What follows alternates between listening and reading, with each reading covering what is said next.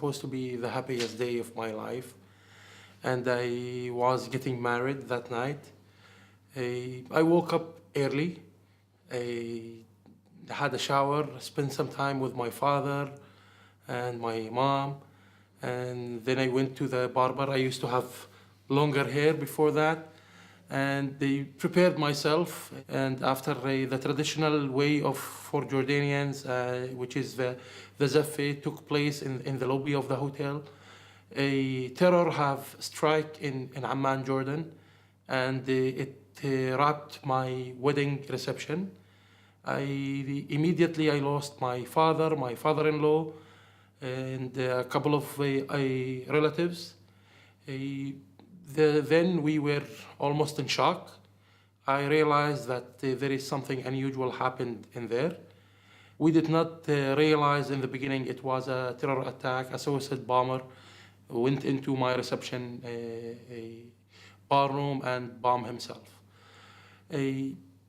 After that, that night I did not sleep. I was running all over the hospitals because I do remember that I saw the brain of my father was outside, and my mom was crying and trying to, and she was asking me, still, is there a spirit in your father? Is he alive? And I spoke to her and saying, oh, maybe he's fine. The people now and our friends will take him to the hospital. We will know in a short while. So this is what happened almost nine years ago. And I just remember it just like it's yesterday. It never goes from my mind. When I see that there is a bombing anywhere, I just remember what happened to me, what happened to my family, and how we can stop these acts from happening in other places. Believe me, from the inside, this has nothing to do with our thoughts, our holy book. The holy book says it clearly that we are not allowed to kill innocent people. How they can justify killing people in my wedding? How they can justify killing people in Saudi Arabia, in Afghanistan? If we go back now and look deeper to the terroristic attack in the past 10 years, we will know that there is more than 88,000 people, Muslims, have been killed by these groups. They have killed more Muslims than Westerns. How they can manipulate the name of God just to express their ideas. If we are not unified and standing for each other, this will be very hard on everyone, because if we will just sit and think that, oh, what happened to us and it's going to affect us, then these groups achieve their targets. I've noticed that they are targeting teenagers and they are trying to brainwash them so they can accept their ideologies and follow what the leaders said without thinking. So I'm pretty sure that we have a way to confront this by speaking to young generation. There is a question asked, why they are killing us? We are brothers in humanity. All of us have the right to live on this planet. Nobody can judge our acts. As I told you, they are acting as they are the swords of God on earth and trying to judge the communities that they are living in. But on the other hand, they don't represent anything rather than they are themselves, and they are cowards.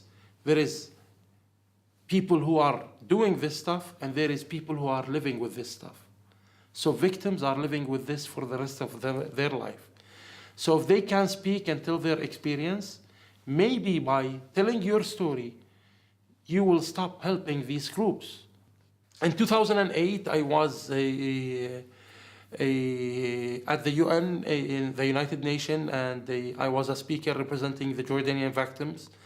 And then after that, for 1 year, I had to connect through some other victims who were in the UN in that symposium.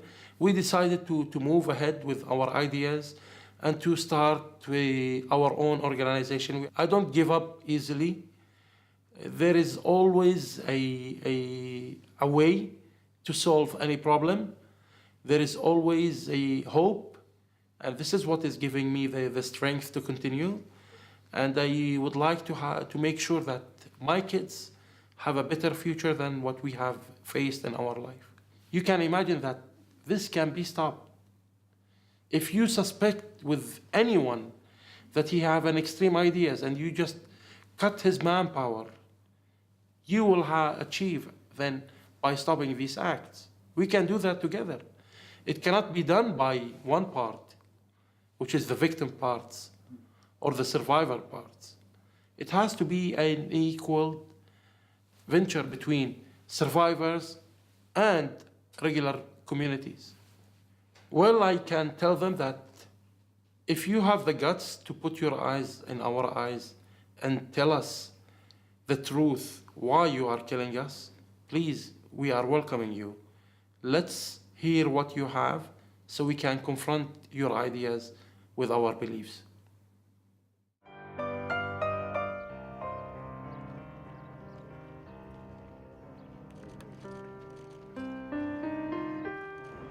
My wedding ceremony was wrapped by a bomb explosion, killing 27 people from my family, including my father, my father-in-law, and my mother-in-law.